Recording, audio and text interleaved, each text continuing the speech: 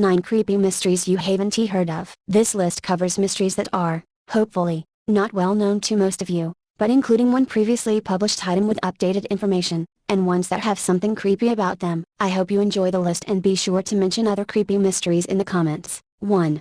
The Curious Case of the Devil's Footprints, or the Great Devon Mystery of 1855. Devon, 8/February 9, 1855. Of all the strange weather stories I have read about over the last few years, I remember that of the devil's footprints above all. It happened exactly 160 years ago, on the night of February 8, 1855. It is a mystery of Sherlockian proportions. It remains unsolved to this day. The start of 1855 was unusually cold. The temperatures remained around freezing from January until March. Many rivers were frozen, among them the Exe and the Tean in Devon. Too cold for a thaw. Each winter shower added to the mass of snow, creating the conditions for the story that follows. The best place to begin is with a letter, written to the editor of the Exeter and Plymouth Gazette. Sir, Thursday night, the 8th of February 1855, was marked by a heavy fall of snow, followed by rain and boisterous wind from the east, and in the morning frost. The return of daylight revealed the ramblings of some most busy and mysterious animal, endowed with the power of ubiquity, as its footprints were to be seen in all sorts of unaccountable places, on the tops of houses, narrow walls, in gardens and courtyards, enclosed by high walls and palings, as well as in the open fields. The creature seems to have frolicked about through Exmouth, Littleham, Limstone, Woodbury, Topsham, Starcross, Teignmouth, and C. There is hardly a garden in Limstone where his footprints are not observable, and in this parish he seems to have gamboled about with inexpressible activity. Its tracks appear more like that of a biped than a quadruped, and the steps are generally 8 inches in advance of each other, though in some cases 12 or 14, and are alternate like the steps of a man, and would be included between 2 parallel lines 6 inches apart. The impression of the foot closely resembles that of a donkey's shoe, and measures from 1.5 inches to, in some cases, 2.5 inches across, here and there appearing as if the foot was cleft, but in the generality of its steps the impression of the shoe was continuous and perfect. In the center the snow remains entire, merely showing the outer crust of the foot, which, therefore, must have been convex. The creature seems to have advanced to the doors of several houses, and then to have retraced its steps, but no one is able to discern the starting or resting point of this mysterious visitor. Everyone is wondering, but no one is able to explain the mystery. The poor are full of superstition, and consider it little short of a visit from old Satan or some of his imps. The prints stretched for between 40 and 100 miles around the South Devon coastline, and it was the unusual cloven, hoof-like shape of the marks that suggested a link with Satan. A cloven hoof was such a well-known characteristic of the devil, a detail absorbed into popular poetry and art. Daniel Defoe had even written an essay of the extraordinary appearance of the devil, and particularly of the cloven foot. For Truman's Exeter Flying Post, the story was an excitement worthy of the Dark Ages, and they published a piece on the foot tracks of the most strange and mysterious description. In Dawlish a group of tradesmen were so unnerved that they armed themselves with guns and bludgeons, and on the morning of 9 February set off in pursuit of the tracks. They walked from Dawlish to Luscombe, Dawlish Water and Oaklands. At length, after a very long and weary search, they returned as wise as they set out. National attention. Within a fortnight the story of the mysterious footprints was being reported in the local and national press. In particular it made its way into the Illustrated London News, the enormously popular weekly, by way of a letter from a correspondent on the footmarks on the snow, in Devon. It included additional information, the marks which appeared on the snow, which lay very thinly on the ground at the time, and which were seen on the Friday morning, to all appearances were the perfect impression of a donkey's hoof, the length 4 inches by 2 3/4 inches. But instead of progressing as that animal would have done, or indeed as any other would have done, feet right and left, it appeared that foot had followed foot, in a single line, the distance from each tread being 8 inches, or rather more, the footmarks in every parish being exactly the same size, and the steps the same length. It's interesting to note here the use of the word footmarks. The word footprints had yet to find its way into the English language. Detection as an art was in its infancy, and the vocabulary of the detective remained unsettled. The letter to the Illustrated London News continued. This mysterious visitor generally only passed once down or across each garden or courtyard,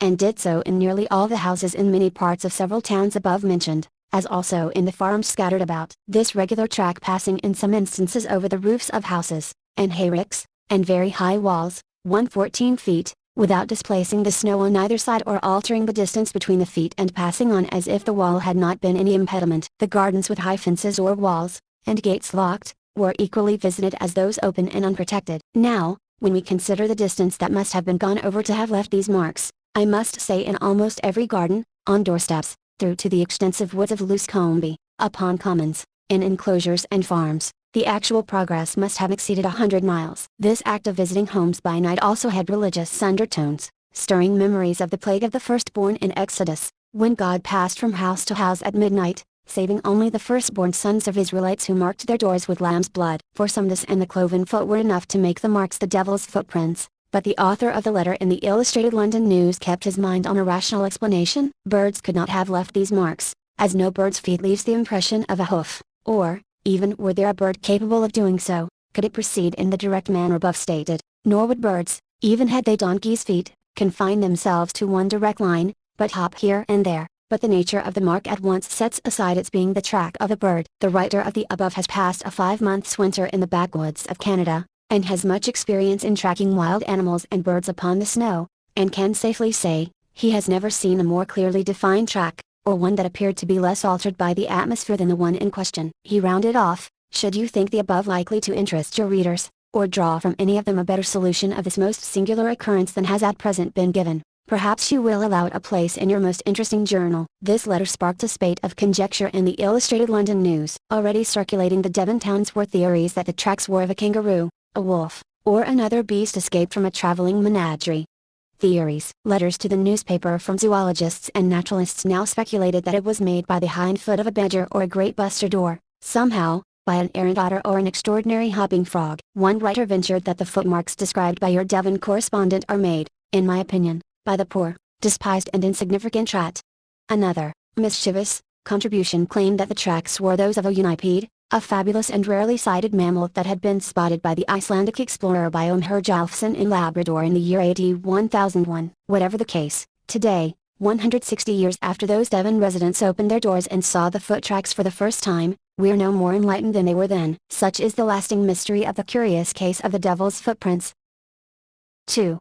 Felicia Felix Mentor. On October 24, 1936, an old naked woman with no eyelashes and a ragged cloth around her face wandered into the village of Henry, Haiti. Panic spread through the village, and the news spread as well, and soon the Mentor family who lived just outside the village heard and investigated. It was said the strange woman was lame in her left leg, and she bore a resemblance to Felicia Felix Mentor, who was also lame due to a fracture in her left leg. Felicia, however, had died and been buried in 1907, 29 years earlier. The woman was taken to a government hospital facility, and it was generally believed by the villagers of Henry and the Mentor family that she was indeed the returned Felicia Felix Mentor, having been turned to a zombie then later abandoned. Famous author Zora Neale Hurston wrote of the returned Felix Mentor as proof of the existence of zombies in Haiti, and even said that in a straightforward conversation with one of the doctors involved in the Felix Mentor case that it had been stated there was a belief among the physicians that zombies were not the results of magic, but the results of some unknown drug that suppressed speech and free will in those exposed. Hurston took the photo of the woman reproduced here,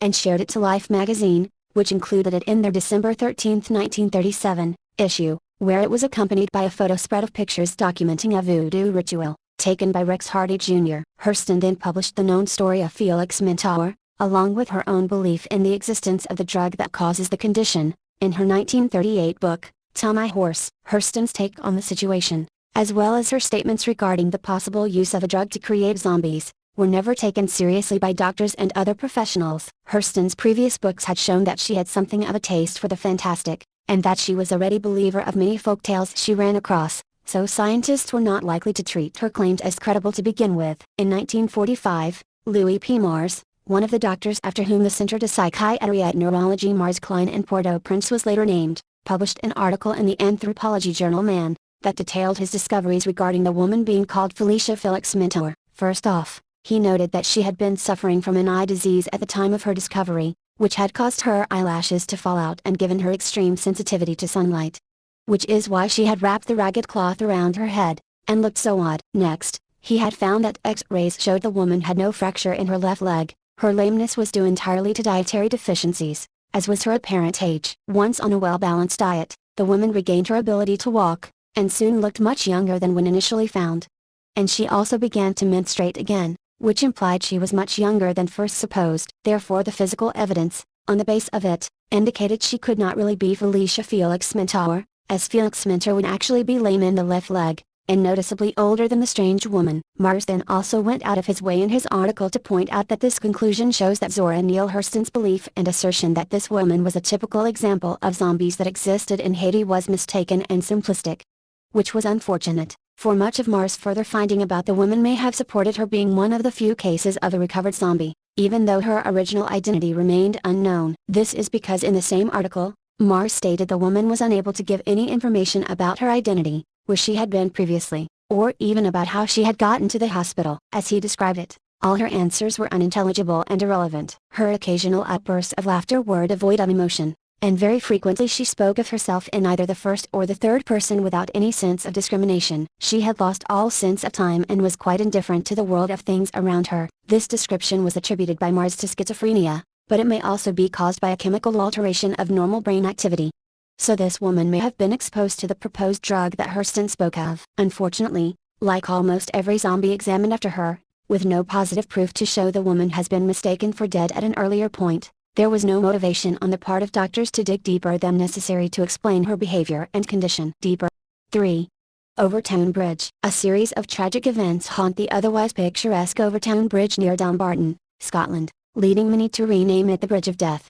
In the past 50 years, as many as 50 dogs have leapt to their deaths from the bridge, while people have also jumped and survived the nearly 50-foot plunge to the rocks below. The animals all leap from the same spot, between the final two parapets on the right-hand side of the historic bridge. Almost all have happened on clear and sunny days, which are relatively rare for the western side of Scotland. All of the dogs that jumped have been long-nosed breeds such as collies, Labradors, and other retrievers. Stranger still, of the animals that survived their leap, some have returned and attempted to jump again. Whatever mysterious force drives these dogs to leap from Overtown Bridge, it doesn't seem to influence just animals. In 1994, 32-year-old Kevin Moy threw his infant son Owen from the bridge on a sunny day in October. The child was killed instantly, and Kevin Moy tried to follow, though he was restrained by his wife and taken to the nearby Overtown house. There, he attempted to slash his wrists with a kitchen knife before being taken into custody. Moy, who had been suffering from depression since contracting myalgic encephalopathy 8 years before,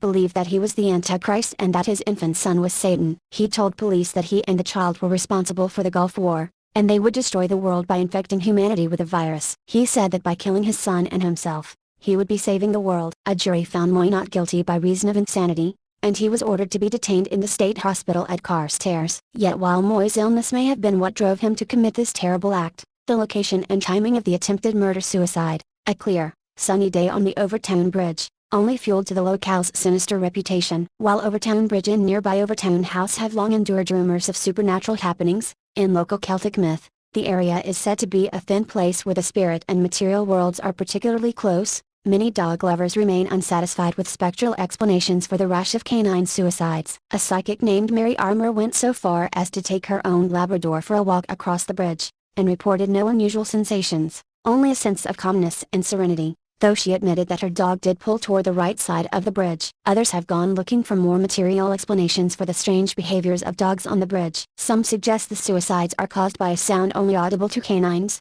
possibly related to an acoustic anomaly in the bridge's construction. Subscribers to the theory also point to the nearby telephone pylons or the nuclear base at Faslane as the source of the sound. Acoustic experts, meanwhile, fail to find any unusual tones that might explain the deaths. David Sexton, an animal habitat expert from the Royal Society for the Protection of Birds, offers up his own solution: the mystery. Sexton discovered that 70% of dogs tested among the breeds known to jump from Overtown Bridge react strongly to the odor of minks, animals that might be scrambling across the rocks below. This could also explain the timing of the deaths, as the smell of the minks would be strongest on dry days when damp weather doesn't interfere. While the theory is adequate for some, others remain unconvinced. They point to the unanswered questions surrounding the old bridge, like why all the deaths occur between the same two parapets, and why dogs don't leap to their deaths off other bridges in pursuit of minks. In spite of its beauty, the bridge remains a grim place for many pet lovers. Locals, too, have taken note of the mystery flowing beneath Overtown. The site now bears a sign that warns approaching visitors to rein in their pets.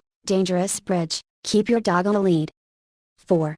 James Worson, the man who vanished into air. On September 3, 1873, James Byrne Worson, a man from Warwickshire, England, literally disappeared into thin air, leaving no trace as to how it happened, or where he went. Or so the legend goes. Worson and two friends, Barham Wise, a linen draper, and Hamerson Burns, a photographer, were returning from a local pub after a night of drinking when Worson brazenly boasted about his skill as a long-distance runner. His friends then made up their minds to challenge Worson and decided that in order for him to prove his skill, he should run, non-stop, the 40-mile distance between Leamington and Coventry that night. Worson, who was 3 sheets to the wind, did not want to embarrass himself after such conceit, and promptly accepted to the challenge. It was agreed that Wise and Burns would follow along closely behind and keep watch from their horse and cart. So the race began. Worson managed the first few miles cheerfully, laughing and carrying on animated conversation with his challengers, when unexpectedly, his footing gave way and he stumbled, falling forward to the ground and then giving out the most ungodly scream. Without any warning, before Worson had time to collide with the ground below him, he disappeared into thin air, leaving nothing behind. Burns and Wise, who were understandably stunned, hurried quickly to the nearest town to report what they had just witnessed to the authorities. They returned to the scene with scouts and searched the woods for many hours that night, and though the area was thoroughly explored in the following days, the body of James Byrne Worson was never found, nor an explanation for the manner in which he disappeared. That is to say, of course, aside from the act of disappearing altogether. This legend, often stated as fact alongside other true stories of mysterious disappearances, is most likely derived from a short story written by American author Ambrose Bierce titled An Unfinished Race, in which it is positioned as a factual retelling of the tale. This is unlikely, as the first known materialization of the strange yarn appears in Present and a Hanging and Other Ghost Stories, written by Bierce. While the legendary tale of James Worson may have a fairly lackluster explanation, the story itself retains a bit of its eeriness when juxtaposed against the rather strange disappearance of Ambrose Bierce himself. In the October of 1913, at 71 years of age, Bierce left his home in Washington, D.C. to tour the Civil War battlegrounds, eventually passing into Mexico and joining the army of Pancho Villa as an observer, witnessing the Battle of Tierra Blanca during the Mexican Revolution. His last known correspondence with the world was in a letter written in the Mexican city of Chihuahua in December 1913, sent to friend and San Francisco journalist Blanche Partington. He closed the letter by saying, "As to me, I leave here tomorrow for an unknown destination," and from that point, was never heard from again. To date, no search has turned up any substantial clues about what exactly happened to Ambrose Bierce. Some say that he was executed by firing squad in the town of Coahuila, others that he committed suicide, and still, there are many who believe that he never went to Mexico at all. Despite the arguments about the fate of Bierce, the one thing that investigators do agree on is that he left no trace. In an odd bit of foreshadowing, Ambrose Bierce had effectively vanished into thin air, much like his literary creation of James Worson. He was never seen or heard from again. 5. Cheapus. Steve Bass is an ufologist who believes in the scientific approach to the UFO phenomenon. He is an investigator for the Mutual UFO Network, and a fellow of the Research Institute on Anomalous Phenomena based in Kharkiv, Ukraine. Bass is also a ufological and paranormal journalist for American Chronicle and UFO Digest. August 17, 2008. I look upon my writings as a method of education. Most people do not know a lot about the whole UFO phenomenon, except the humorous blurbs they hear on television news that tend to cast witnesses or researchers in a negative light, or the occasional sensationalist cable program. What I would like to accomplish is the enlightenment of as many as possible to a wealth of phenomena that really is occurring in our world involving UFOs and extraterrestrials. Please understand that these are my views based upon my research, and until we capture an alien entity in public, recover an ET spacecraft without the government's assistance, etc., my understandings can be subject to change. I roll with what feels right and with what has appropriate substantiation. Recently I have been studying a mostly Brazilian phenomenon the locals refer to as cheapus. Most things Brazilian are great,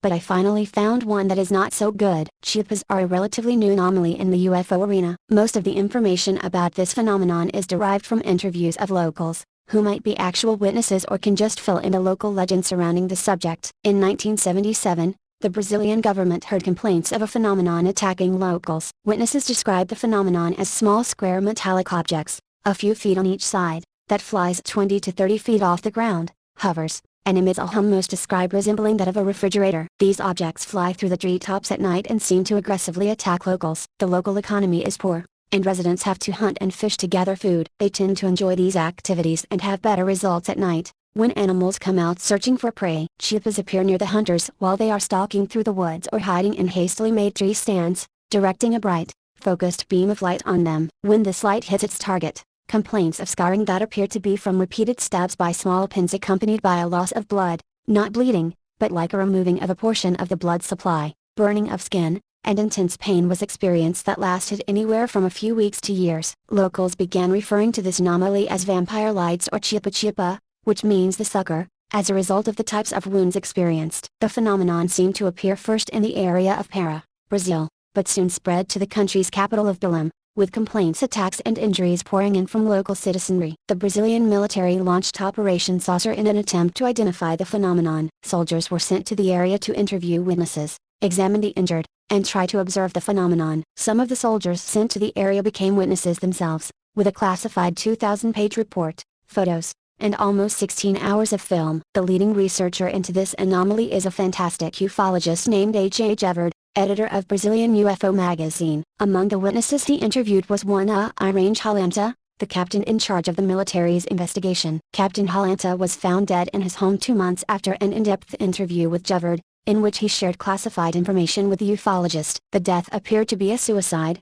but has raised some suspicion. Quite a lot to digest, as with most UFO-related incidents. This has a lot of witness and trace evidence, but is not given very much weight by media around the world. The interesting thing here is that this is not a localized phenomenon. In the book, The Hunt for the Skinwalker, Science Confronts the Unexplained at a Remote Ranch in Utah, Dr. Colm Kelleher, Ph.D. and George Knapp research that they and other scientists with the National Institute of Discovery Sciences conducted at an undisclosed ranch in the state of Utah, as well as other sites around the United States. Of the many anomalies recorded, chiapas were seen slowly flying around the property, emitting the same sound as described by the Brazilian locals. Are chiapas reconnaissance craft? Are the intelligences behind chiapas taking blood or tissue samples? What are they searching for? Could it be something specific to the Brazilian populace, or are they simply being preyed upon because of who they are, where they all live, and how they live? Is the remoteness of the region actually a factor? Could the isolation be beneficial to their goals? Whatever the nature of chiapas, it definitely has the attention of ufologists,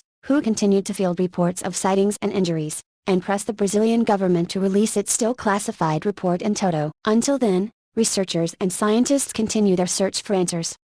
6.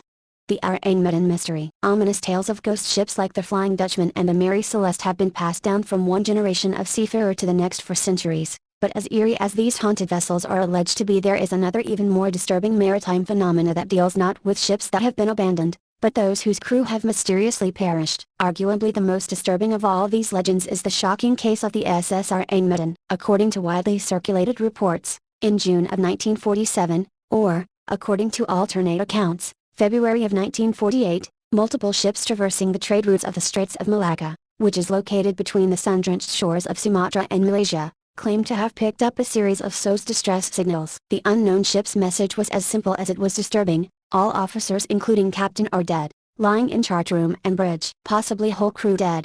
This communication was followed by a burst of indecipherable Morse code, then a final, grim message: I die.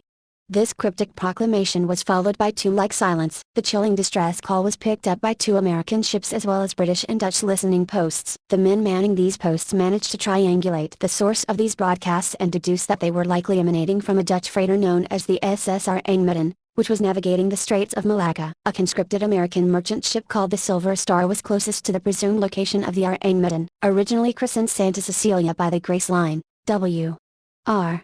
Grace & Co., the vessel had been renamed the Silver Star when the United States Maritime Commission drafted it in 1946. Noting the terrified urgency in the message that came over the airwaves, the captain and crew of the Silver Star wasted no time in changing their course in an effort to assist the apparently incapacitated ship. Within hours, the Silver Star caught sight of the Armageddon rising and falling in the choppy waters of the Malacca Strait. As the merchant craft neared the Iloman vessel, the crew noticed that there was no sign of life on the deck. The Americans attempted to hail the Dutch crew to no avail. That's when the captain of the Silver Star decided to assemble a boarding party. As they left the safe haven of the Silver Star, these unfortunate souls had no idea that they were about to walk into a living nightmare. As soon as they boarded the Armageddon, the men swiftly realized that the distress calls were not an exaggeration. The decks of the vessel were littered with the corpses of the Dutch crew, their eyes wide, their arms grasping at unseen assailants, their faces twisted into revolting visages of agony and horror. Even the ship's dog was dead, its once intimidating snarl frozen into a ghastly grimace. The boarding party found the captain's remains on the bridge,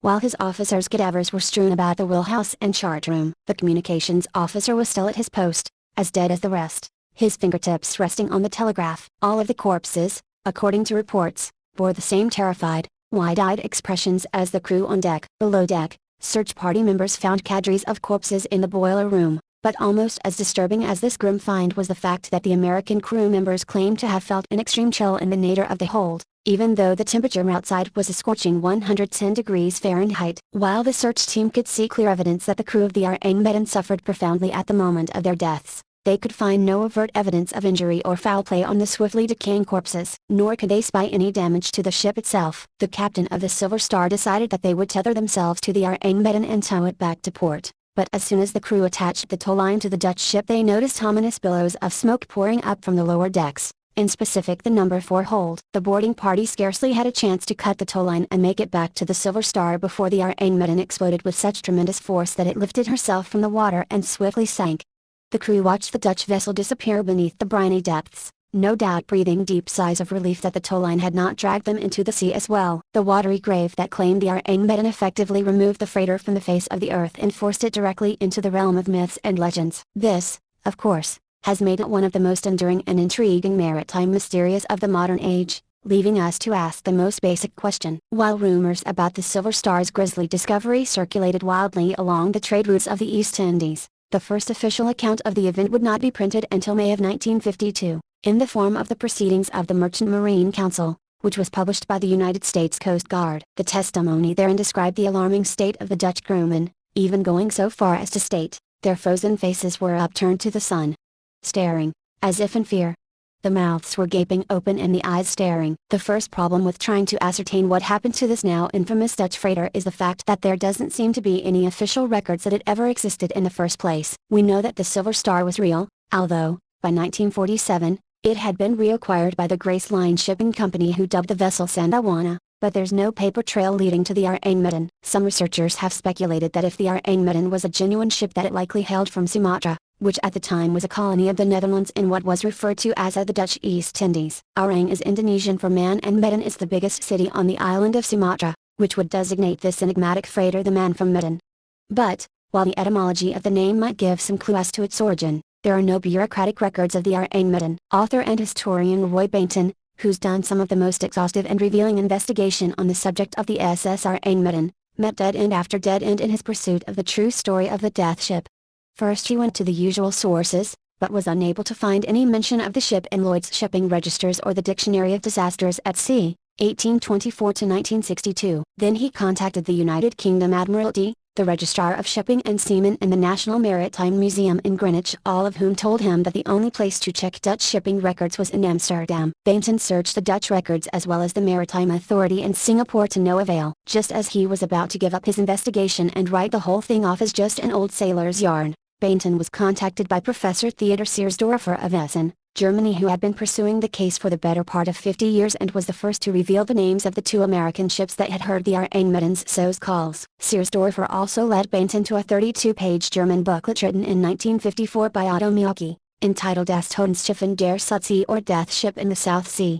Mielke seemed to know a lot about the Armageddon's route, cargo, tonnage and engine power, and even, allegedly, the captain's name. One is forced to wonder whether or not Mielke had contact with one of the Silver Star's notoriously difficult to find crewmen. Mielke's pamphlet was also the source of the June, 1947 date and added yet another compelling piece to the puzzle, which helped to reignite Bainton's interest in the project. This intriguing new bit of possible evidence was that the number 4 hold of the Armageddon may have been filled with a pair of exceedingly lethal and highly illegal substances. According to Bainton, there is a tantalizing, possible explanation as to her crew's demise and her disappearance from the records. Mielke mentions a mixed, lethal cargo on the Dutchman's alkali, potassium cyanide, and nitroglycerine. Needless to say, this would be a dangerous enough concoction in a laboratory with the highest safety protocols, but in a cargo hold on the rough seas it was a potential nightmare, one which might explain not only the inexplicable demise of the Dutch crew, but the subsequent explosion that claimed the freighter herself. Even more terrifyingly, according to Bainton, is the conjecture that the Armageddon may have been smuggling nerve gas or even more insidious biological weapons manufactured by a sinister assembly of Japanese scientists whose experiments were so heinous that many of the atrocities perpetrated by the Nazis in the name of science pale by comparison. This diabolical faction was unassumingly referred to as, known to nearby inhabitants as, a den of cannibals. Unit 731 was founded in 1932 by a brilliant, yet misguided, Japanese bacteriologist named Shiro Ishii. The unit was designed to be a clandestine research and development department whose sole agenda was to create the most deadly forms of chemical and biological weapons known to man and thus ensure the victory of the Japan over any potential enemy. Ishii established Unit 731, codenamed Tongo Unit,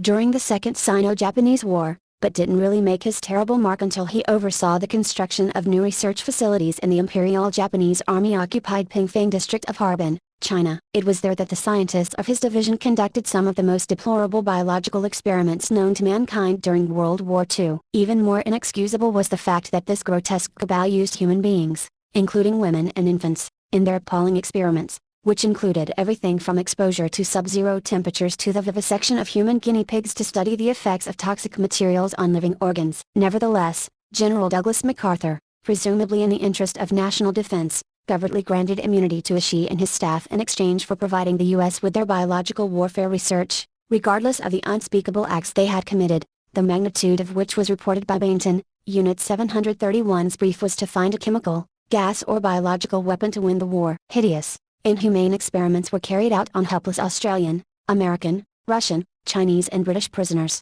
some of the worst war crimes ever committed. As to why these hazardous materials were packed onto the Rheinmetall when they could have just flown it directly to a secretive laboratory, Bainton speculated that perhaps the US government, or another world power, decided to use as slow and inconspicuous vessel as the Dutch freighter to transport such treacherous cargo for reasons of both safety and concealment. So how was this deadly cargo moved around the South China Sea and through the Straits of Malacca during this troubled period? Not by air. The prospect of a cargo plane crashing with several tons of deadly gas on board was too horrendous to consider. No, you hired an insignificant old tramp steamer, preferably with a low-paid foreign crew, stowed the cargo in disguised oil drums and, like all serious smugglers, hoped for the best, and a blind eye from authority. Bainton surmised that seawater could have entered the ship's hold, reacting with the perilous cargo to release poisonous gases, which then caused the crew to suffocate. At this point the onrushing salt water might have reacted with the nitroglycerin, creating the explosive effect that was said to cause the ship's ultimate demise. Bainton even went on to speculate as to why the United States would go to such extreme lengths to expunge from all records the very existence of the freighter, if we accept, due to the nature of her crew's deaths, that she was carrying deadly gas or chemicals, and if indeed she was the Dutch vessel. Had this news broken, it would have been a major embarrassment for any government involved, especially in the light of the Geneva Convention. Hence the dead ends faced by any researcher. The story exists because, like the gases, it escaped. So are we to believe that this was the ultimate fate of the Rheinmetall and her crew? Was this merely a tragic accident that was the result of a combining dangerous chemicals with nitroglycerin on rough seas? If this is a genuine account of what transpired, then it seems like it's as valid a possibility as any, but that doesn't mean it's the only option that researchers have come up with. Perhaps the strangest I've encountered is that the unfortunate crew was the victim of. In 1953, Frank Edwards and Robert V. Hultz retold the basics of the legend for Fate magazine, and in his 1955 book The Case for the UFO, astronomer, author and noted Philadelphia experiment researcher, Morris K. Jessup, hypothesized that the crew of the Rheinmetall may have been attacked by extraterrestrials for reasons unknown. Other Fortean enthusiasts have theorized that the unlucky Dutch crew may have had a Scooby-Doo-like run-in with vengeful wraiths of the sea or a ghost ship full of surly, undead pirates. The dubious proof, which supporters of the paranormal option use to confirm their theory, is the evident lack of a natural cause for the deaths, as well as the purportedly petrified expressions etched onto the faces of the doomed sailors. Add to this the unnatural chill in the cargo hold and the assertion that some of the deceased sailors were reaching up towards what was assumed to be an unknown adversary, and you have all the ingredients for a hoary seafarer's tale. This is scant evidence indeed for a supposed interaction with either evil aliens or malevolent phantoms, but one can hardly blame yarn-spinning mariners for trying to add a little spice to a story told around campfires on stony shorelines to wide-eyed children.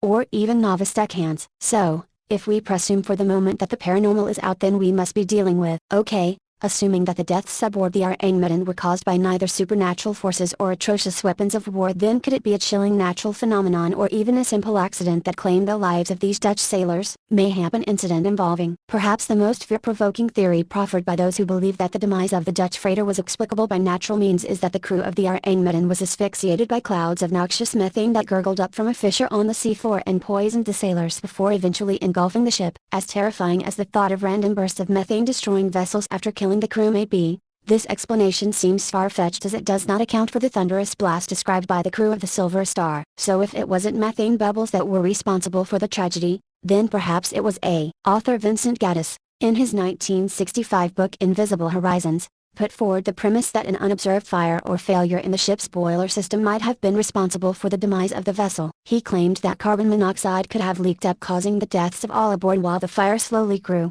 eventually igniting the fuel and causing the craft to explode. While this is a sound theory, perhaps the truth is even simpler than a fire or maintenance error, and all of this is nothing more than despite Bateman's proposition that the records may have been eradicated by a savvy group of governmental conspirators, the fact that there are no registration records for the Armageddon remains a troublesome detail. Combine this with the reality that no survivors of the Silver Star have ever felt compelled to come forward and tell their harrowing tale, and you've got all the earmarks of a good, old-fashioned ghost story concocted by sailors to while away the long hours at sea. That having been stated, the fact that the United States Coast Guard seems to have confirmed the tale, and that other noted nautical authors have invested so much time and so many resources in availing themselves of the truth, lends an aura of credibility to the whole proceeding. When all is said and done, if anyone really knows what happened to the Armageddon and her crew, then they're not talking. But whatever the truth is behind this unfathomable tragedy, it remains one of the most perplexing and downright scary maritime enigmas of the 20th century.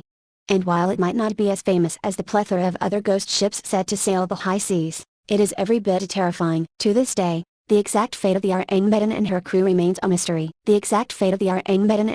7.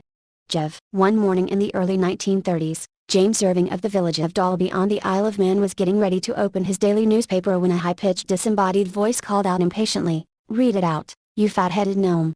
The voice didn't belong to Irving's wife Margaret or his teenage daughter Voyori, the only humans likely to be in the remote farmhouse, but though Irving may have been offended, he wasn't surprised. He knew the voice belonged to a strange creature called Jeff, who, for some time, had been living, largely unseen, in his family's home. The mysterious creature first showed up in the Irving residence sometime in 1931, and, according to the accounts of James, Margaret, and Voyori, initially lived in the walls and, not yet able to speak, imitated a range of animal noises. Quickly, the unseen entity started to pick up human language from the Irvings, and, before long, introduced itself to the family. His name, he said, was Jeff, pronounced Jeff, and he was a mongoose from India. Over the course of the 1930s, Jeff the Talking Mongoose became something of a media phenomenon. He appeared in numerous tabloid newspaper stories, and was investigated by paranormal researchers. Though many visitors wrote off Jeff, occasionally spelled Jeff and Jeff, as some kind of hoax or a mass hallucination, the Irving family insisted he was real. They told stories of Jeff sleeping in Voyori's room, eating bacon and sausages, and even riding the bus and bringing back gossip about the neighbors. The family members all claimed to have seen Jeff at some point with their own eyes, and in a 1932 interview with the Manchester Daily Dispatch, James described the creature as a little animal resembling a stoat, a ferret, or a weasel, yellow in color with a body about 9 inches long. Its long bushy tail is speckled with black. PDF. The Irving family's descriptions of Jeff seem to shift from that of a real, corporeal mongoose to something of a sprite, who, though verbally active, and possibly telekinetic, was rarely seen. Jeff's own accounts of himself also varied. At one point he described himself as merely an extra clever mongoose. But at another, he proclaimed, "I'll split the atom. I am the fifth dimension. I am the eighth wonder of the world." They accused Jeff of throwing stones, killing rabbits, and singing bawdy renditions of Home on the Range. The talking mongoose's little speeches, meanwhile, veered from rude, "I have been to nicer homes than this. Carpets, piano, satin covers on polished tables. I am going back there, ha ha ha," to terrifying, "I could kill you all, but I won't." Though only one newspaper claimed to have actually seen Jeff, in an article called Man Weasel Mystery Grips Island, Queerest Beast Talks to Daily Dispatch reporter, some members of the media took the case seriously enough to launch a full investigation. Rex Lambert, founding editor of the BBC's Listening magazine, took on the mongoose mystery with celebrity paranormal investigator Harry Price, and the two published their findings in a book called The Haunting of Cashin's Gap, A Modern Miracle Investigated, 1936. Lambert and Price emerged from their investigation skeptical of Jeff's existence. Hair samples allegedly plucked from Jeff were analyzed, and determined to belong to a longish-haired dog. Clam prints of Jeff's paws, meanwhile, lacked the irregular texture of an animal's skin, and zoological experts suggested they were probably carved with a stick. Price speculated that Voyori could have been using ventriloquism to create Jeff's voice. Though the case could have ended there, it didn't. Over the years Jeff has faded away, but has never been fully forgotten. First, Lambert, who is probably best remembered for his incorrect predictions about the future of television, including, "Television won't matter in your lifetime or mine," nearly lost his job when retired Colonel Sir Cecil Levitt alleged that his coverage of the Jeff story meant he was off his head. Lambert responded to the allegation by bringing a slander suit, referred to as the Mongoose case against Levita, which he eventually won. Second, the eternal human fascination with talking animals has ensured that GIF still has a few die-hard fans. In 2014, according to the Wall Street Journal, the world's preeminent authorities on GIF gathered in the University of London's Senate House Library to discuss the Great Mongoose Mystery. In addition to predictable speculation about who or what GIF was, and whether he existed, some investigators took a more academic approach to the GIF mystery. Richard Despleet, director of the library's English language collection, for instance, argued that GIF's story was part of a larger trend of talking animals in oral histories, dating back as far as the Panchatantra, a collection of ancient Indian animal fables, which he described as the mongoose narrative. Though the mystery of GIF may never be satisfyingly solved, the talking mongoose does seem to fit into a broader history of talking animal legends, which appear in everything from ancient texts like the Bible and the Panchatantra to more recent pop culture phenomena, like the spate of YouTube videos featuring talking dogs. In an article on the psychological roots of the talking animal myth, Ian notes, speaking animals provide us with the potential of an entirely different world, a world that is reminiscent of our own, even familiar, and yet still uncanny enough to maintain the fantasy. Maybe the legend of Jeff the talking mongoose was a collective fantasy, the product of a basic human desire for otherworldly wonder and magic. But then again, maybe Jeff really was what he claimed to be, an extra clever mongoose. 8. Creepy gnome. A town in South America is living in fear after several sightings of a creepy gnome that locals claim stalks the streets at night. The midget, which wears a pointy hat and has a distinctive sideways walk, was caught on video last week by a terrified group of youngsters. Teenager Jose Alvarez, who filmed the gnome, yesterday told national newspaper El Tribuna that they caught the creature while larking about in their hometown of General Gems, in the province of Salta, Argentina. He said, "We were chatting about our last fishing trip. It was 1 in the morning. I began to film a bit with my mobile phone while the others were chatting and joking. Suddenly we heard something, a weird noise as if someone was throwing stones. We looked to one side and saw that the grass was moving. To begin with we thought it was a dog, but when we saw this gnome-like figure begin to emerge we were really afraid." Jose added that other locals had come forward to say they had spotted the gnome. He said, "This is no joke. We are still afraid to go out, just like everyone else in the neighborhood now. One of my friends was so scared after seeing that thing that we had to take him to the hospital."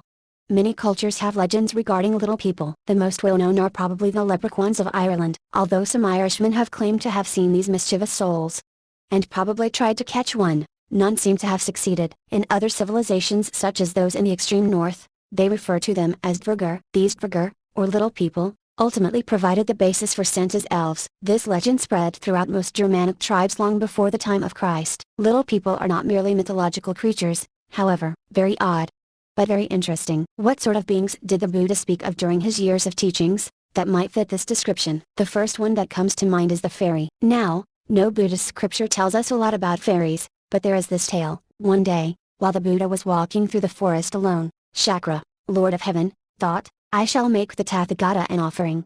He captured the most beautiful fairy ever born, and presented her to the Tathagata, that looking upon her might please the Buddha. The Tathagata refused, shaking his head, which made Lord Shakra very sad. The Buddha reached out with his left hand, and rubbed the top of the head of this king of gods, saying, "Do not be sad, friend, but you must realize, what use have I for this leathery bag of filth?" This made the Lord of Gods feel much better, as he realized that all living things will one day age, and turn to something hideous, and that a gift of a beautiful creature, such as a fairy, would be a very temporary pleasure to anyone, especially the awakened one. According to the Sun, UK story, this being was wandering around at 1 a.m., the darkest, quietest part of the night. In his teachings, the Tathagata spoke of yakshas, demons of earth, and rakshasas, flying demons, like flying devils, or possibly vampires, who wandered the nights in search of food. A particular liking of these creatures was the birth fluids of humans, and the milk of human mothers. These creatures were often blamed for the sickness of children and their mothers. He even instructed nursing mothers to squirt a little of their breast milk into the air, as an offering to these poor creatures. This is to appease them, so that they do not attempt to deprive the baby of its needed nutrients. 9. Freddie Jackson's Ghost. This creepy photo, taken in 1919, was first published in 1975, by Sir Victor Goddard, a retired RAF officer. The photo is a group portrait of Goddard's squadron, which had served in World War I, aboard the HMS Daedalus. An extra ghostly face appears in the photo. At the back of the airman positioned on the top row, fourth from the left, can clearly be seen the face of another man. It is said to be the face of Freddie Jackson, an air mechanic who had been accidentally killed by an airplane propeller 2 days earlier. His funeral had taken place on the day this photograph was snapped. Members of the squadron easily recognized the face as Jackson's. It has been suggested that Jackson, unaware of his death, decided to show up for the group photo. In case you don't notice the ghost, look behind the head in the inset on the left of the picture. I'm no scientist. I sometimes wish I were, but at the end of the day I'm merely an enthusiast who tries to use scientific methodology in my daily life whenever it is appropriate to do so. One aspect of science which I am keenly aware of is that it is self-correcting. When evidence appears which is contrary to the hypothesis one is testing, science demands that the new evidence be accounted for and that if the evidence is sound, the hypothesis must be amended or discarded. A few months ago I shared my research on the Freddie Jackson ghost photo, aka Goddard Squadron Ghost. I have been looking into the history of this photo for some time, and with the databases I was using to search for the existence of Freddie Jackson, I did not find evidence that such a person existed. But, to my delight, a reader of that article reached out to me and he had found the very proof I had been looking for. So, to answer my own question on the matter, should we drop dead Fred? Apparently, the answer is no.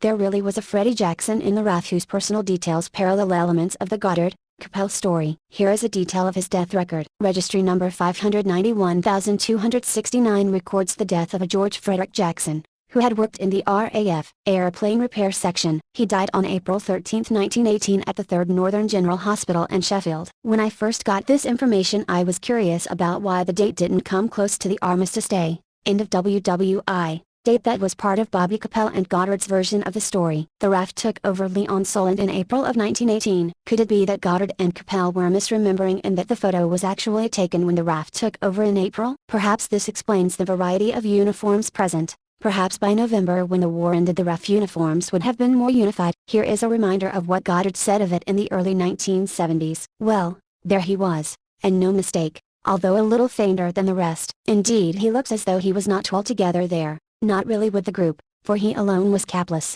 smiling, all the rest were serious and set and wearing service caps. Most had not long returned from church parade and marching in a military funeral, for Freddie Jackson had, upon that very spot, the squadron tarmac, 3 days before, walked heedlessly into the whirling propeller of an aeroplane. He had been killed stone dead instantly. He, evidently, was still quite unaware of it. Sir Victor Goddard. So Goddard remembered that Jackson had died instantly there on the tarmac, but the death record indicates Jackson died at the hospital, in Sheffield. Geographically observant readers may already be muttering the other salient observation here, that it is a distance of over 225 miles, from the base where the photo was taken to the hospital where Jackson died. He couldn't have died simultaneously in two places so far apart. Both Goddard and Capel recollected that Jackson died right before the squadron photo. Goddard stated that he died right where the photo was taken. Jackson was in the RAF and perhaps is the very man that Bobby Capel knew, but the facts uncovered here seem to propel her story further into doubt. I suspect this ghost photo story has still got wings, and I'll update with further developments.